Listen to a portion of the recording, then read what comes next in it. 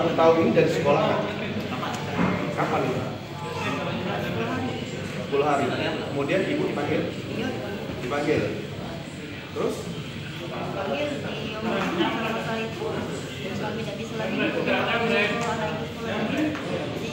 Jadi anak itu keluar. Sudah ada surat keluarnya dari kepala sekolah? Ya berarti Agustus ya? Ini perlu di sekolah.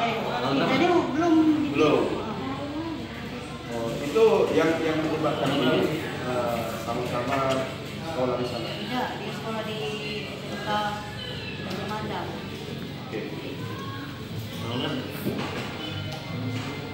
Jadi akibat daripada peristiwa ini, apa yang ibu alami? Kenapa anak tidak sekolah lagi? Oh, gara-gara ini tersebar anak ibu tidak sekolah lagi, jadi ibu tidak senang ya. Dia kan masih bebas, sekolah lanjut.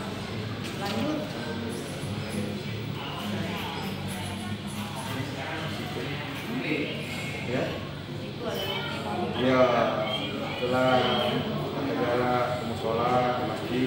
dia Senin. Senin September apa Agustus? Senin bulan 8 ada. Ini Iya, Pak.